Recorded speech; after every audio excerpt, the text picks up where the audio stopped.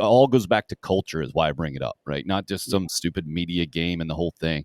It's all into the culture. And I think in this post Muschamp era now, in this Shane Beamer era, I'm coming to appreciate, and maybe it's just where we are in 2022 as well, Stuart. Maybe it's where South Carolina football is specifically. I heard Sean Elliott say this. He said, at Georgia State, we have to do things differently to be successful. You never heard that at South Carolina, I don't think, before now. Or you never, at least I never felt that. I heard Lou Holtz talk about you got to change the culture and the whole thing, but that sounded like coach speak and him trying to make South Carolina anywhere close to what Notre Dame was. Steve Spurrier always was used to winning, and he wanted to make sure to get the program back to anywhere close to where Florida was, right? Will Muschamp just wanted to prove himself in a lot of ways as a head coach, and I think some of that, this is about me, rubbed off on his team. Pete Lembo had a fascinating answer yesterday. I want to let you guys hear about it. This is kind of playing off culture. I don't even remember the specific question here, but his kind of summary right now of where Gamecock football and the coaching staff is, I think, gives us a really good insight into where this program is from a culture standpoint heading into game number 1 in 2022. I really love the guys I get to work with every day, and we're all so different. You know, we all have different personalities, and we all have our quirks, of course, but it's a great group of guys. And, you know, when you look at our staff, a lot of us are guys that came up from the smaller school ranks. You know, Clayton spent time, obviously, at Western Kentucky, but at UConn. And, of course, you know, my career at the FCS and Group of 5 level, and I coached Division III football early in my career. Sat was an FCS coach. You know, Jimmy Lindsay coached at Furman, and Stepp went to Furman. And so, you know, you look at our staff, you know, Greg Atkins at Marshall all those years as a player and as a coach. And so when you have guys like that, I think there's a mindset every day that you're grateful to be here, and you don't take it for granted that you're here. You don't get spoiled, and you don't feel entitled. You don't think you should roll into work and be on a cruise ship every day. You know, when you get a meal provided, you're thankful to get that meal. You're not saying this meal isn't good enough. No, you're grateful to get that meal. And I think that trickles down to the kids, because if the coaches are grateful and appreciative and humble and show that they're a team and a unified front, then you're more likely to get that out of the players. What do you think, Stuart, about what you just heard from Pete Lembo? I love it, because in the SEC, you do get spoiled.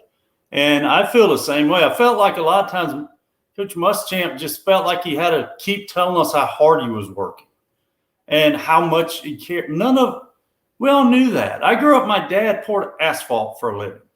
Okay. We don't have air conditioning in my parents' house now because he thinks it makes you soft. He's 80 years old. Okay. I grew up with dudes that he didn't come home every day and tell us how hard he worked. He came home and continued to cut grass and work in the shop. And that's why me and my brother are the way we are. I appreciate people that have a great job. And what Coach Lembo just said, this ain't a cruise ship. If you think every day is supposed to be something, I love that statement. And that's what I feel like. I hear the culture. I mean, everybody wants to talk about building a family. Well, when you go on vacation, you don't chant family every 5 minutes. It is, you develop it. It is what it is. It's because of the way you get treated and the way you treat people at work. And my son laughs at me because I hated to break down on 1, 2, 3 family. We never did that in my life, and I had the closest family ever. I don't mean to go on a tangent here, but love it. If you got to keep telling each other your family, then you got something going on with your family. How about just be family? Show up every day, work your tail off. There's a piece of trash laying there, pick it up. Don't ask who threw it on the ground. And that's how I was raised. And that's what wore me out with the Muschamp era was, dude, I know you care. And, hey, I know you're smart. I know you don't have to keep telling us and showing us. And that's what Coach Beamer's made it, to me as a fan, he made it just fun again to watch stuff. You know, you just don't have to hear about how I'm going to be intense. Well, that's great. Coach Muschamp forearm and the board was guys went out and pushed them. I mean, the players are playing.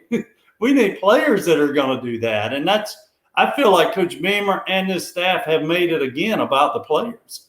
And that's what's cool about it. And that's what I look forward to seeing. But yeah, I'll come off my soapbox there. But I love that one. I think that's been some of the greatest things a coach could say. And to hear, I didn't even realize where some of the guys were from. That was every day I used to walk into Founders, I would kind of pinch myself and enjoy it. When you start walking into Founders Park or you start walking into the football building of Williams-Brice and it ain't a big deal, then you probably need to do something else because your players are going to realize too, it ain't a big deal. And that's what you never want them to think. This is a big deal. And what they have there is a big deal. So it's cool to see that and hear that from the coaches. It's fascinating to me, Stuart, because as you're talking about it, I was trying to go back through Muschamp's tenure, right? He was that guy that pulled himself up by the bootstraps in a lot of ways, was a walk-on player, should have been able to develop that mentality with his programs, always talking about blue collar, right?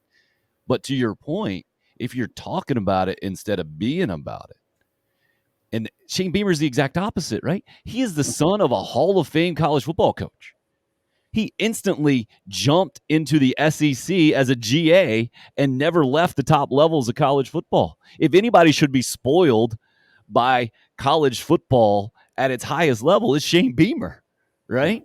But the fact that he can do what he did a couple of weeks ago, put that social media video out about this is part of our why, that he can connect on that level. I think that's kind of his superpower right now in a lot of ways. And obviously that kind of translates down the coaching staff, as you heard from Pete Lembo.